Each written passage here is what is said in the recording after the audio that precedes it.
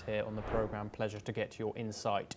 We now move on, but stay in the United States, where President Donald Trump has spoken at the 9/11 commemoration ceremony held at the Pentagon, marking the 24th anniversary of the terrorist attacks.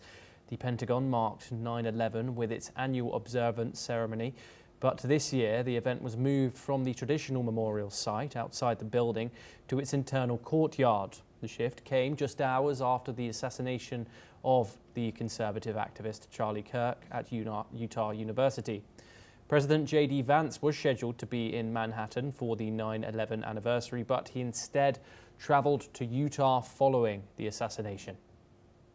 Meanwhile, the bell of hope rang out at St. Paul's Chapel in New York to mark the moment when the first of the two planes hit the World Trade Center on the September of the 11th, 2001. And we're now joined by Adrian Calamel. He's a terrorism scholar and he joins us live from New York right now. Adrian, 24 years since that day in 2001. We do have limited time, but I was wondering if you could tell us about how that day changed American society in its past 24 years. Well, thank you for having me, Thomas. Pleasure. And yeah, there's a lot of people that just don't remember what society was like before that. It was a lot, I would say, at airports and stuff like that, it was a lot more permissive. There was less security. There wasn't this real fear of terrorism. It was always seen as an over there problem. But then, everything was really shattered on that day. I mean, we had some domestic terror attacks like the Oklahoma City bombing, but nothing like this. It was our first real experience on American soil with jihadi terrorism. So everything kind of shifted on that day, and then we had the ensuing global war on terror to where we are now, 24 years later.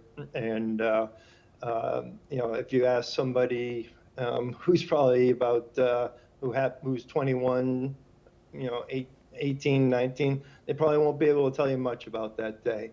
And I think a lot of Americans have kind of put it in the rearview mirror and think Al-Qaeda has been, defeated, decimated, all the words that we've heard to use about Al-Qaeda's diminished capacities, when in fact they've actually grown. And so that's the real fear for people like me, is that, yeah, it's 24 years later, but what's been done with this?